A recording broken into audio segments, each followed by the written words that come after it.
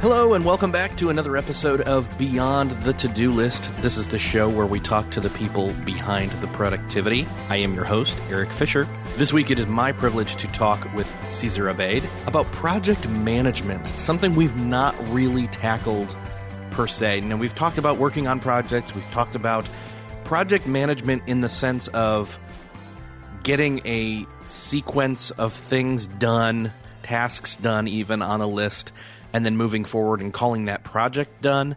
But there's so much more to that, and I'm going to really open your eyes, or I should say Cesar will. I've been wanting to have Cesar on for a long time. He kickstarted his book, Project Management for You, about a year ago. And even before that, I knew him for at least a year or two. But once he kickstarted that book, I knew he was going to eventually be a guest on the show. Well, the book is out, and in fact, there's a sale on it right now. Listen to this episode. He will give you the link to go get the book on Amazon for 99 cents and get the audiobook for free. Before we get into that conversation, I want to say thank you to Transpose for supporting this episode of Beyond the To-Do List. Transpose is an app for creating structured notes for organizing data for your business or personal life or anything in between. The main building blocks of Transpose are templates, notes, and fields. You can create a template by adding whatever field you want into your template, and then you can use that template to create a note and organize it. The great thing about Transpose is that it protects you from making mistakes with those fields by not letting you enter the wrong data. In other words, if there's a template that has a field that is supposed to be a phone number, starting to type letters in there won't work. It won't let you. It won't let you fail. So once you've set up a template and you decide what sort of information your note is going to store, it makes you enter the information correctly or you can't save the note. It's smart. Plus, there's a shared public library of templates from all the users inside of Transpose. I'm having a lot of interesting fun may sound like the wrong word to some of you, but it is fun. It's fun to discover, oh, that's a great template. I'm going to use that one. To pick and choose and be able to say, I want that in my library. So go on over to beyondthetodolist.com/transpose. If you don't know how to spell that word transpose, it's TRANSPOSE. That's beyondthetodolist.com/transpose. This week, it is my privilege to welcome to the show Cesar Abeid. Welcome to the show. Thank you, Eric. I think I said it better this first time, but you said it fine. Yeah, you're in the top 10%. Okay, cool. I'm going to say it with an American accent. So yeah, exactly. Yeah, there's really no way around it. There's just certain tongues that aren't going to happen. So yeah, Cesar, you and I have known each other since I don't know how far back, 2010, 11, somewhere in there online. I cannot remember. I don't know. It's one of those things where once you are interacting with enough people online over time, you just forget when you've actually originally connected with some of them. Unfortunately, that's just how it is. So yeah. You see a name, and then you see a face, and then a lot of times you start talking to them, and you don't realize it's the first time you're talking to them. You've seen their face before. Yes, and hear their voice. You heard their voice on a podcast, and you feel like you know them, but you don't. But so the lines are kind of blurry. Yeah. And that's okay, because ultimately, I just know that for a long time, I've admired your work. You were somebody who, in a sense, almost took the whole productivity thing, or that's not even covering all of it, and we'll get into that. Took it more seriously, more professionally in some senses than I did, somewhat out of necessity. So I think that's pretty cool. The reason that we're here is because ultimately, one, I wanted to have you on the show for a long time, but two, we held off for a reason, which was you had this book, this Kickstarter that you had done for a book specifically, or a project, and now it's done and people can get it, and I want people to get it. And I just want to talk all about what the book's about, but I also have all these different questions of, what the heck is a project manager anyway? So let's start there. Well, as the title says, a project manager is somebody who manages projects. But the question is, what is a project, right? Yes. And the definition of a project is any endeavor or initiative that has a definite beginning, a definite end, and creates a unique result or service or product, right? So you might be thinking, okay, so what is not a project then? Well, usually project work is in opposition to operations, if you will, things that are ongoing and they don't have a definite end. So, for example, the launch of a new Corvette is a project, right? So they design, they do research, they come up with the requirements, and then they make the first car. That's a project. Now, the ongoing manufacturing of that car is operations. So that's the difference there. So a project manager basically is the person who, usually surrounded by a team, manages that project or leads that project. So they oversee the transformation between an idea in someone's mind for a new product to the deliverable. That's what the job of the project manager is in corporate America. Okay, let me see if I get this right. If I hear you right, you're saying that a project itself is actual creation. Like there is something there's something that you have an idea for, you walk it through, and there's a lot of different pieces to this. But there's you start, you walk it through creation and even completion, and that's what a project is? Yes. Okay. Yeah, that's another way of saying it. It's a project manager is an agent of change, right? So. Oh, nice. Yeah. So it takes ideas, turns them into reality. That's what project management does. Or the other ways of doing that is you make a promise to someone and then you confidently deliver on that promise, right? Or you get something very specific done. Mm-hmm. Instead of getting things done, like David Allen says, this is about getting the one thing done. Okay. The way you're describing that title of project manager is just so different from what else, I hear it used as, or my preconceived notion of it has been in terms of manager or management, or, like in a corporate world. I mean, project manager is always like, oh yeah, the guy in charge, but that's not what it is it? It's there's actually like I don't know, like a culture or an industry, or maybe it's both of those, right? Yeah, especially in the online world, I see this thrown around a lot. Especially the guys who are doing really well with online businesses, they go and hire a project manager. What they're really hiring is a business manager, somebody who's going to oversee their team, come up with procedures and processes for their work, but that is operations, as I defined earlier. It's not really projects. A project manager, let's say, Eric, that you want to create a new training program or a new course on productivity. So if you hire a project manager to help you, they are the ones who are going to be helping you deliver on that one project, right? And that is out in the project management industry. That's how you define the role of the project manager. And you're right. There's a whole industry out there. There are a few bodies that recognize the profession of project manager.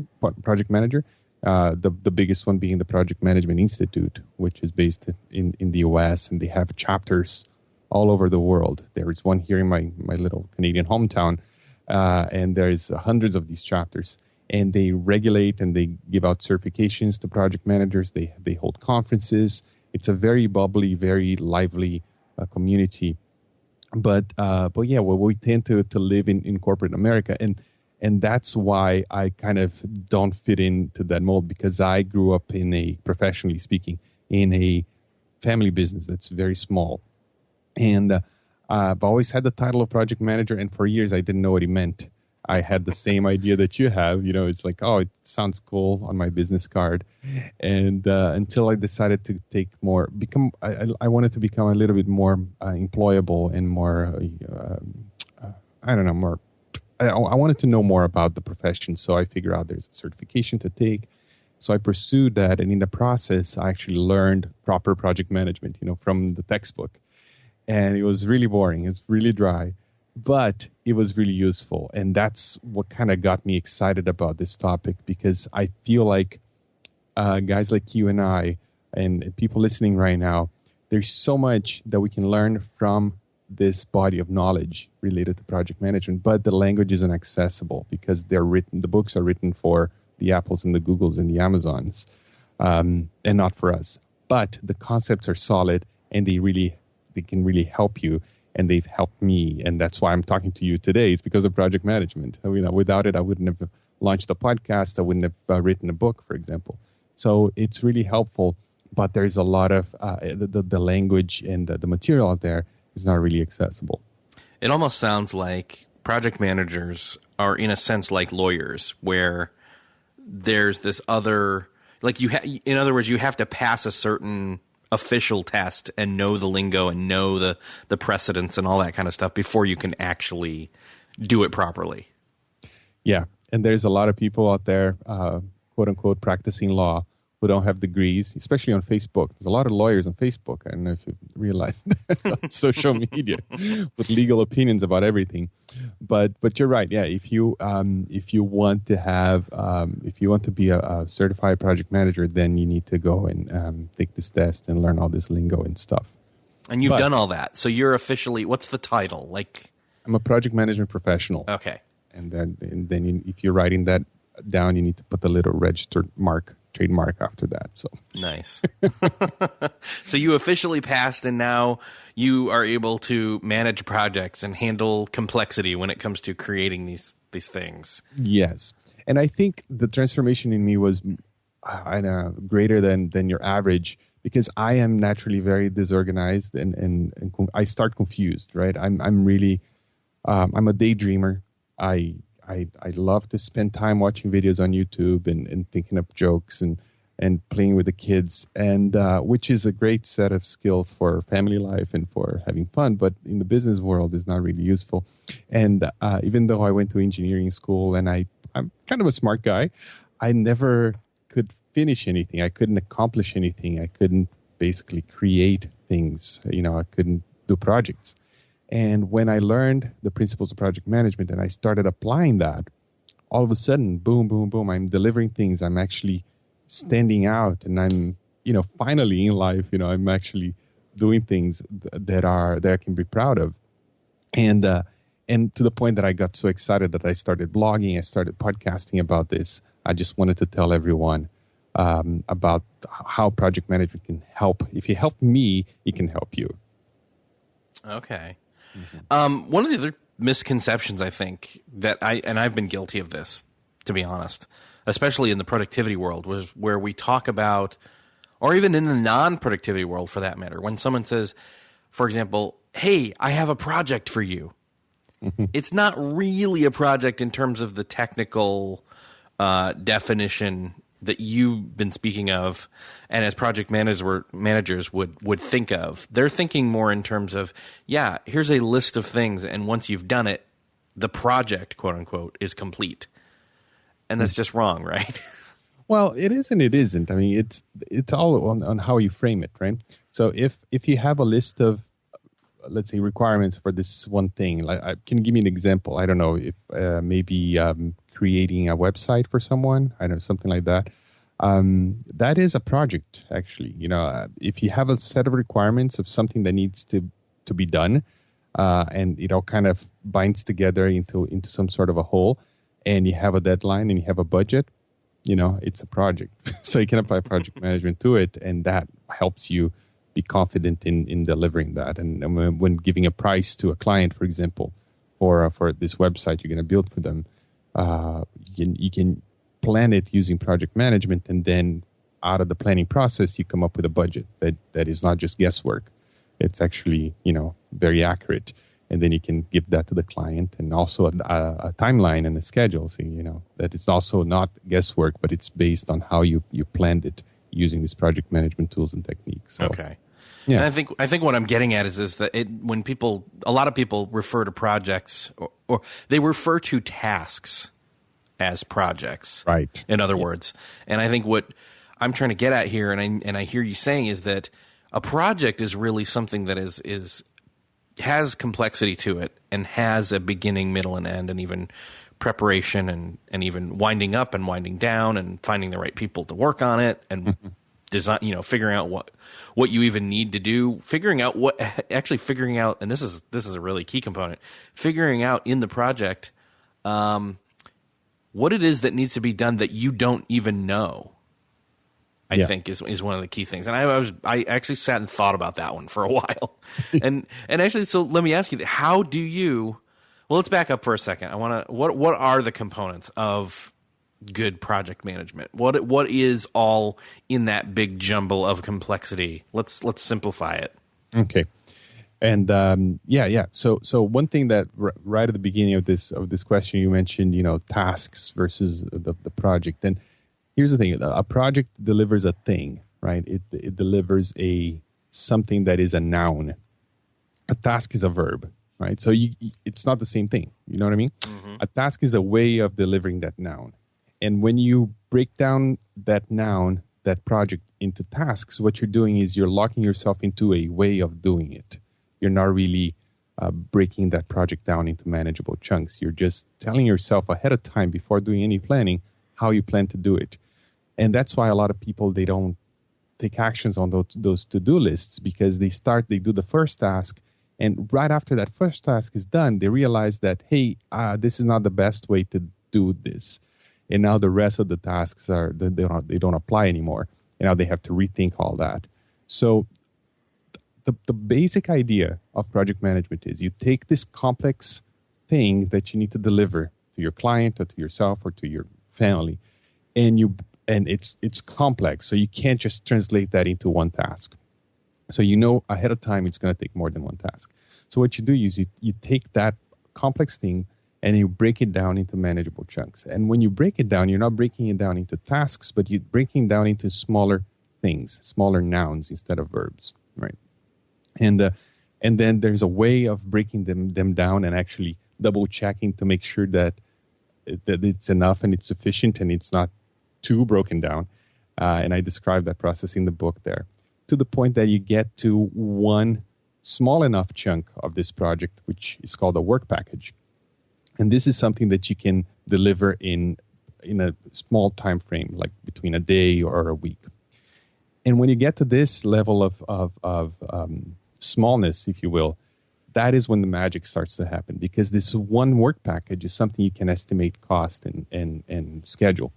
You can figure out, okay, let's say this one part of the project is small enough that I can hand it off to someone, so it's easier to know what and when to delegate to people.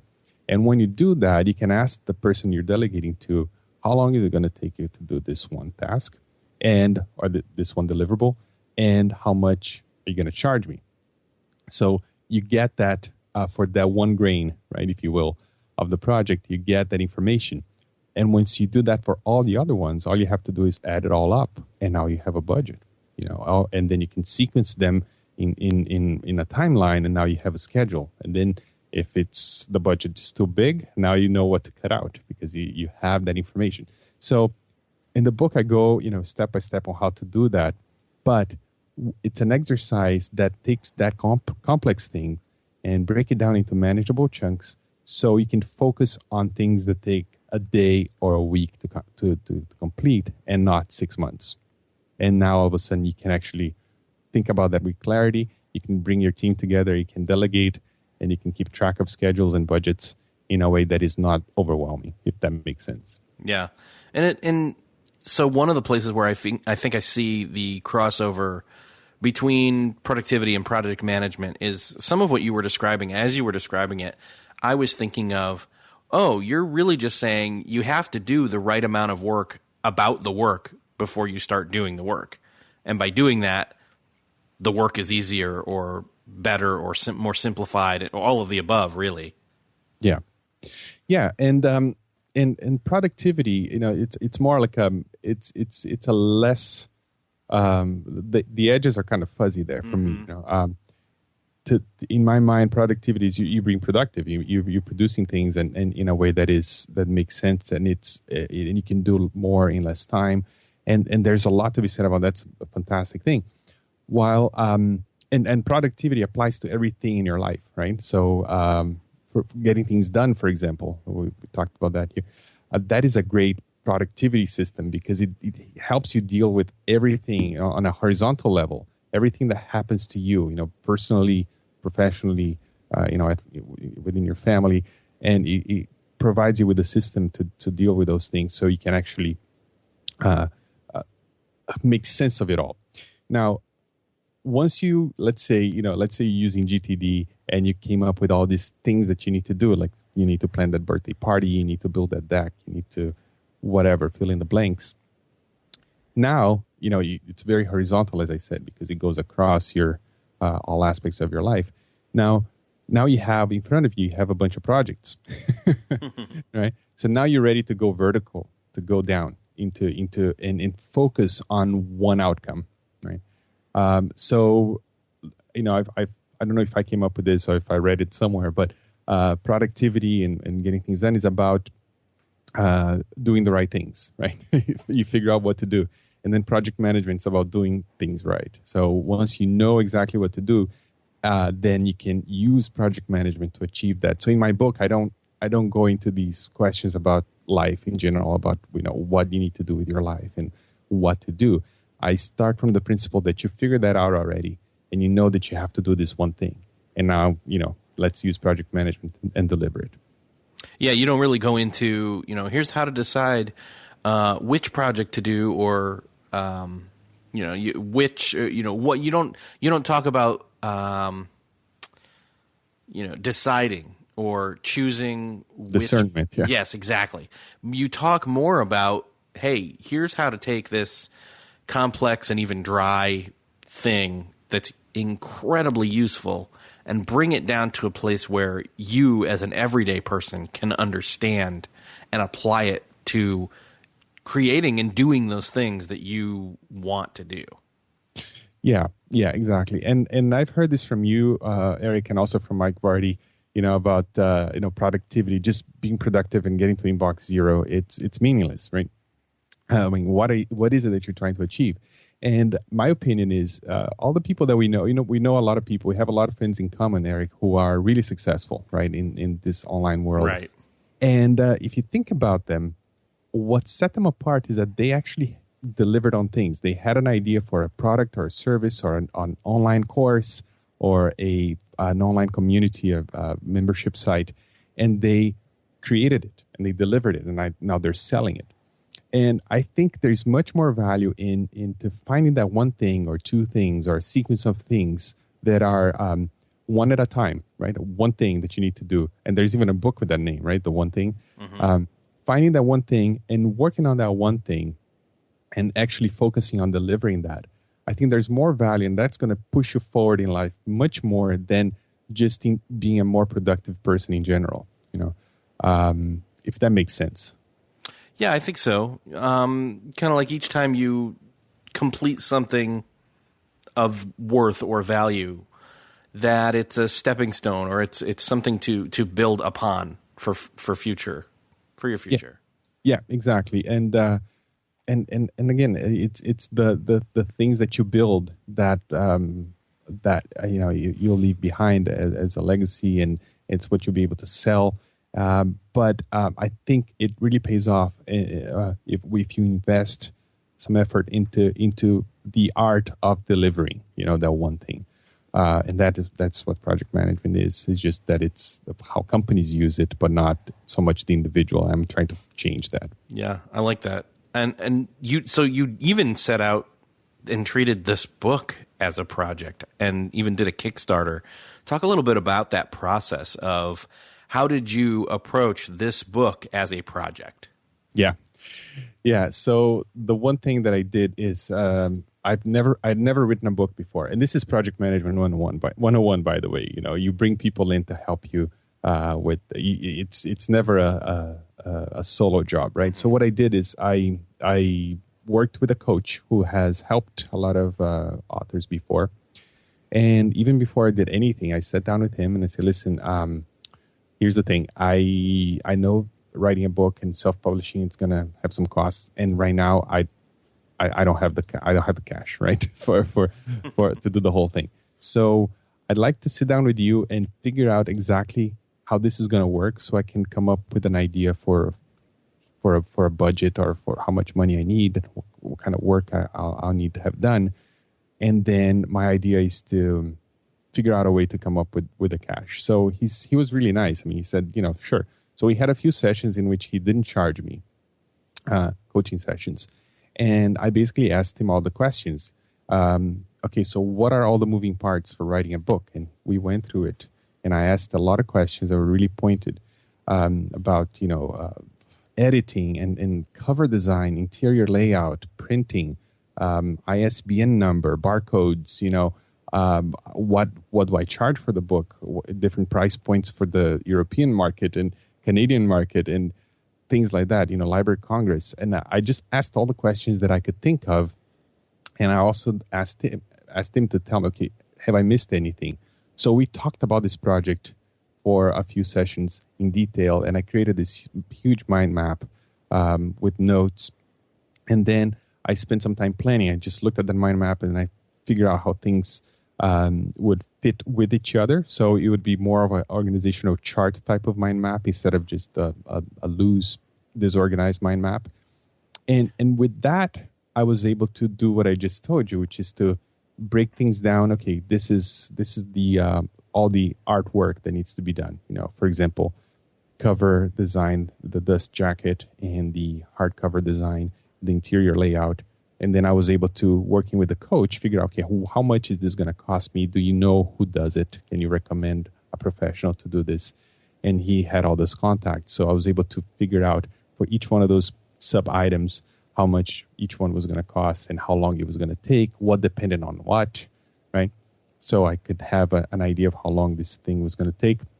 And once I had a budget and I had some sort of a timeline, I said, this is how much money I'm going to need, right?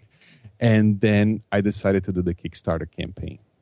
So when I put that goal, for the cash goal for the Kickstarter campaign, it wasn't just a guess. I had done some planning, and that was a goal that I set for myself there.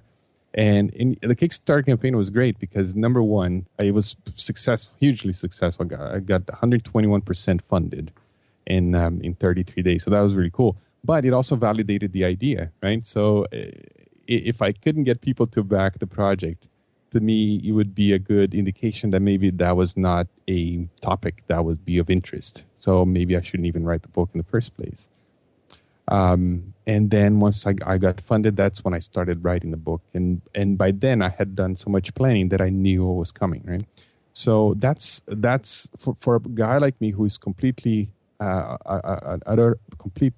completely disorganized and I have a hard time focusing.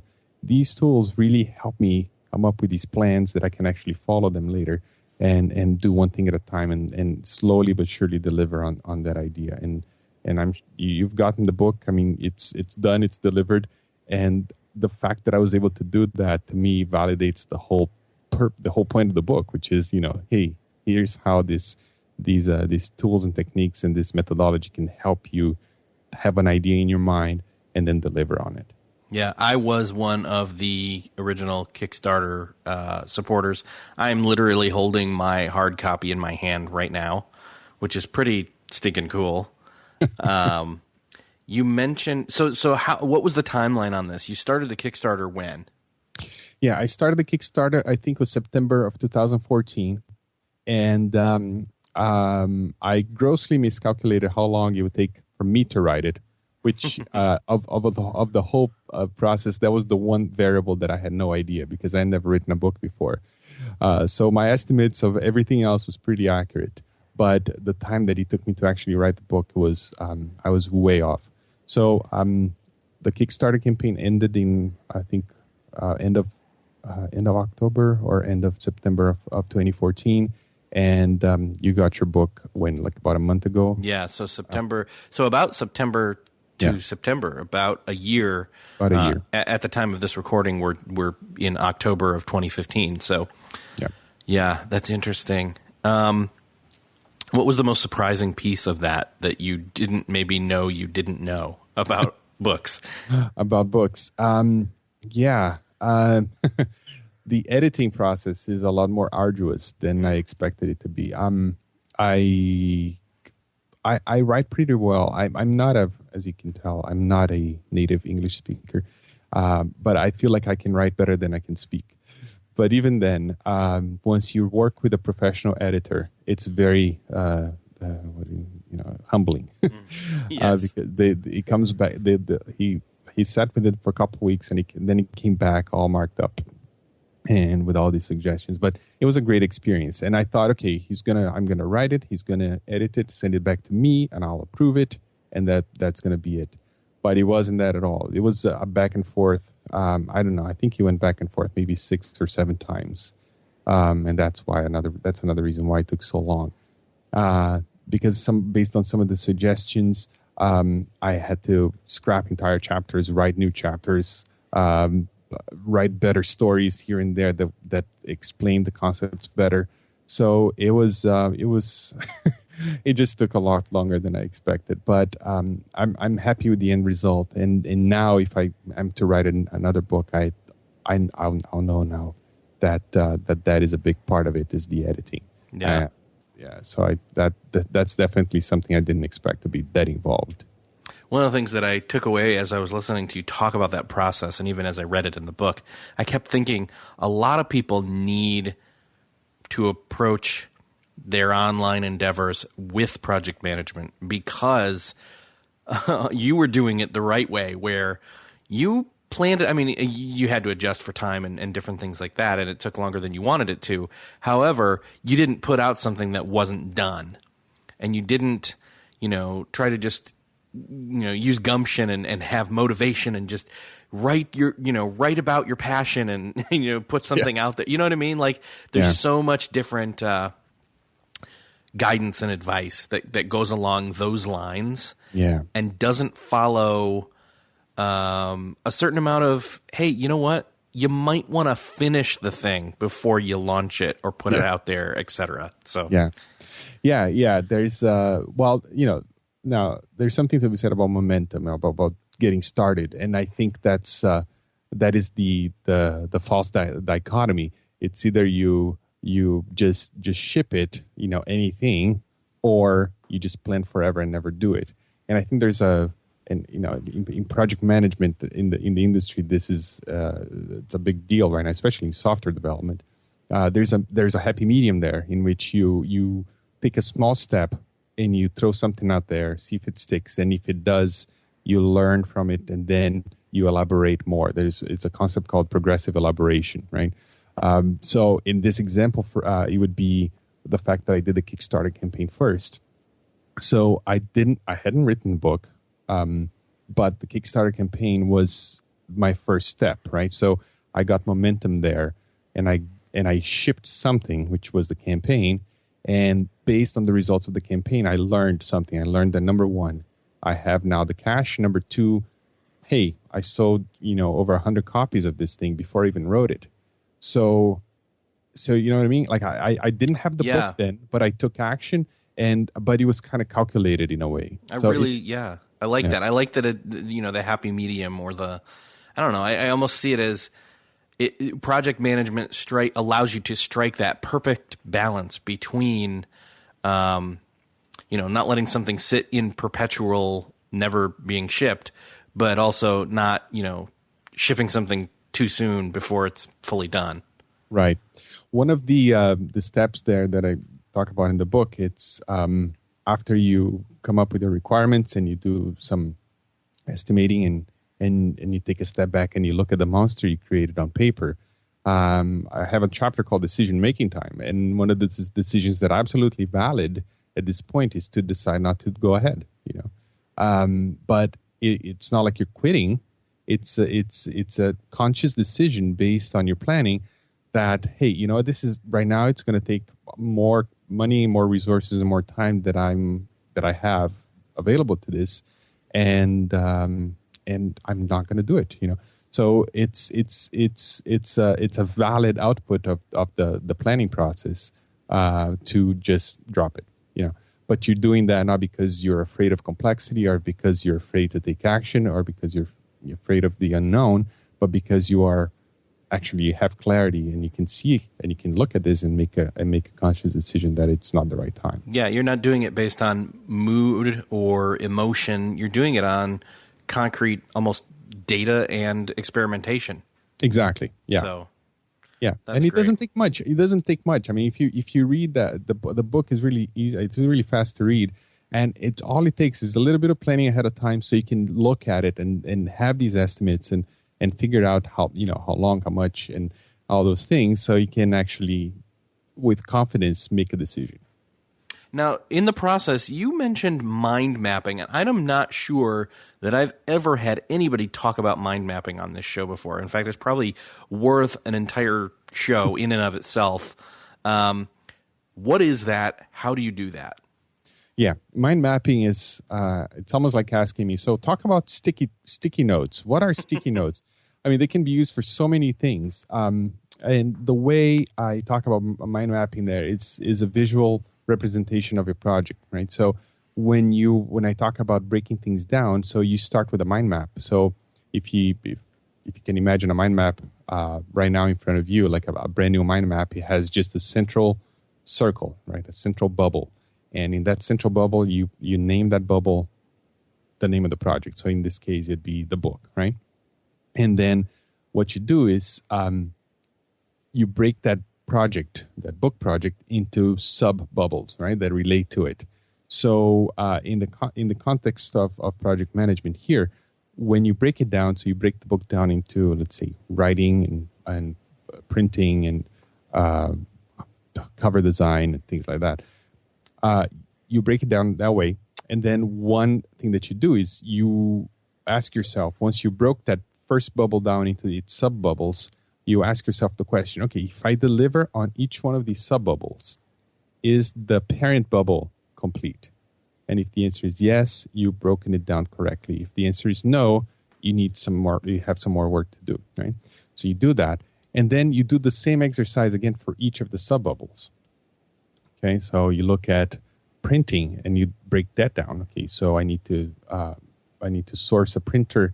I need to interview them. I need to, you break that down into sub-deliverables, and then you ask yourself the same question.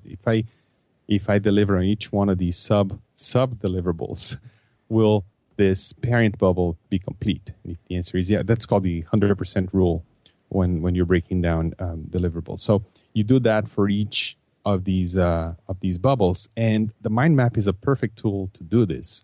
In project management lingo, this thing that you create is called a work breakdown structure, or WBS. But for the layperson, it's basically a mind map. And a mind map is a beautiful thing because you can move things around, and you're not locking yourself into a way of doing things. You're not locking yourself into a sequence of events. Because if you use an outline, for example, your brain starts thinking sequentially, and that now it's not the time to think about sequences. It's time to think about how to break this down into manageable chunks. So a mind map in this context is really, really helpful. I mean, I use it all the time.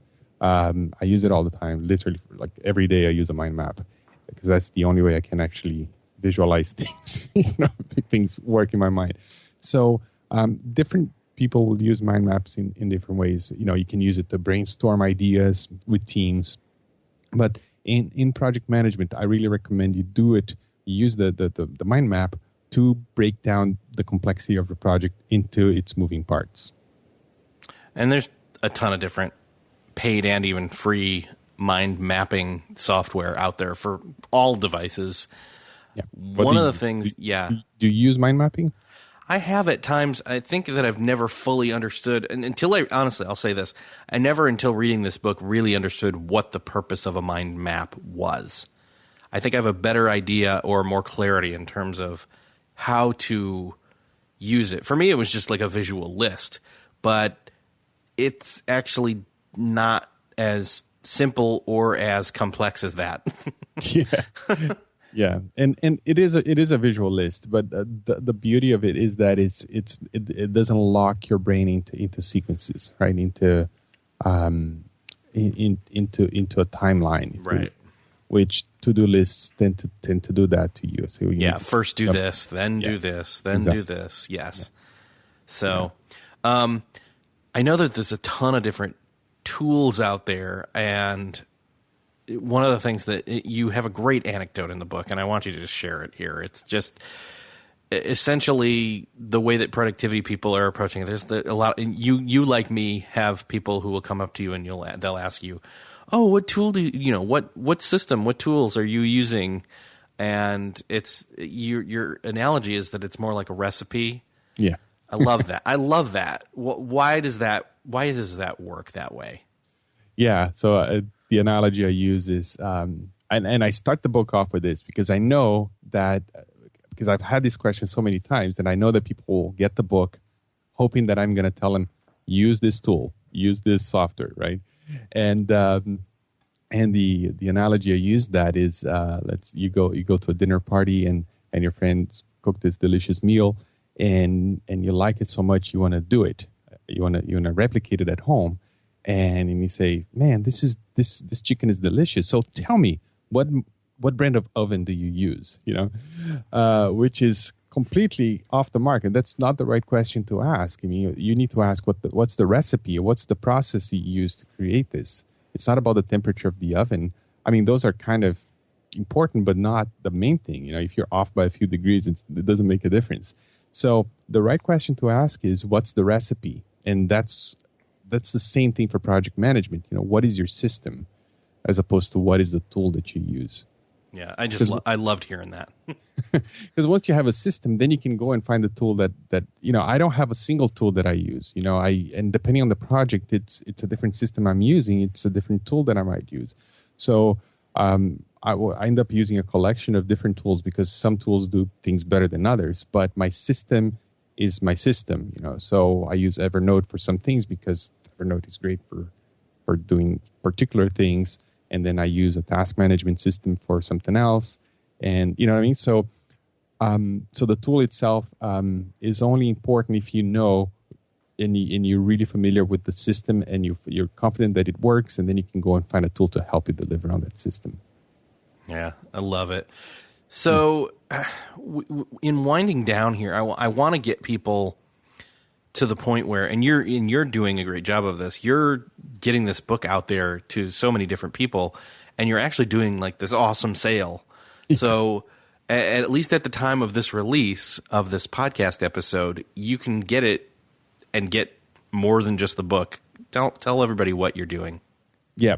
So and I'll be honest here. What I'm trying to do, I'm trying to create a little bit of buzz on Amazon. So I'm trying to encourage people to go and get the book in Kindle and in Kindle format. So what I'm doing, the regular price is $9.99. So what I'm doing for the end of October, so between October 21st and October 31st, is I'm dropping the price down to 99 cents, which is, I think it's 99% off.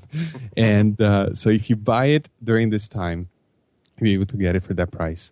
And then if you send me the receipt or the proof of purchase, then I will send you the audio version of the book. And I think for your audience of podcast listeners, this might be actually the most attractive part.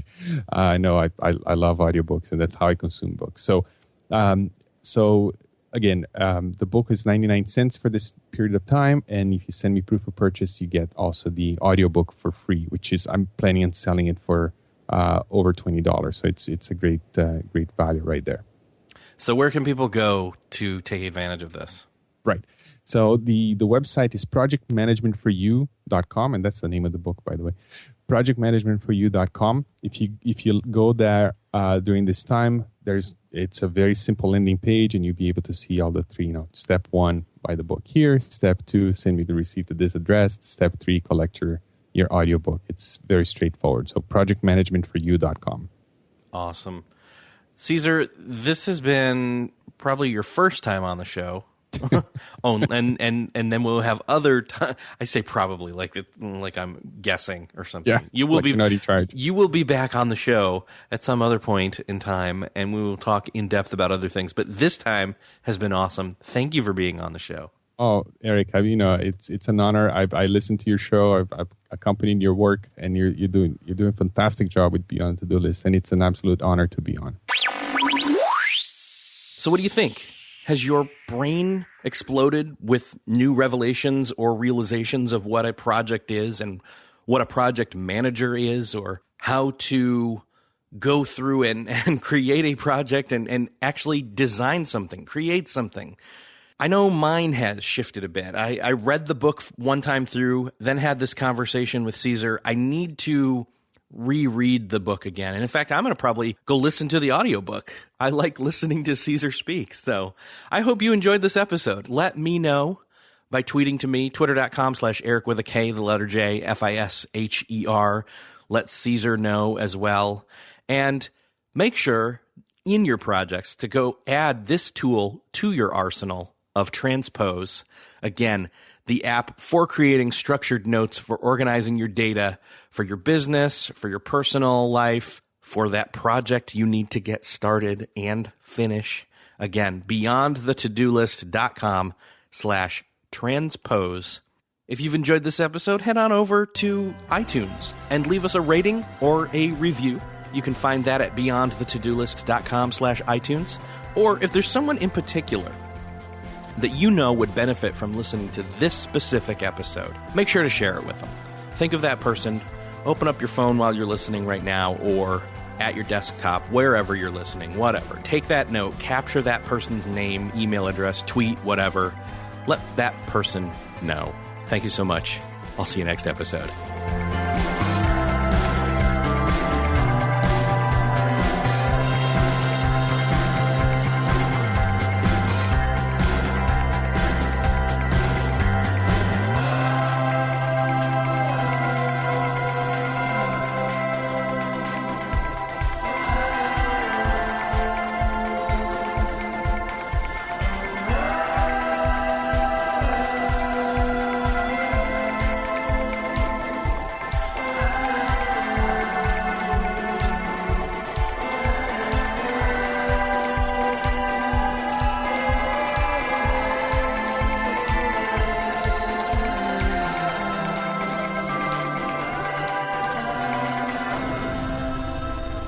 Beyond the To-Do List is a proud member of the Noodle Mix Network. Find more of our award-winning and award-nominated podcasts to make you think, laugh, and succeed at noodle.mx. Learn how to podcast. Theorize over the TV shows Once Upon a Time in Wonderland, and Under the Dome. Laugh with our clean comedy, delve into science fiction and philosophy, learn critical thinking from movie reviews, and more at noodle.mx.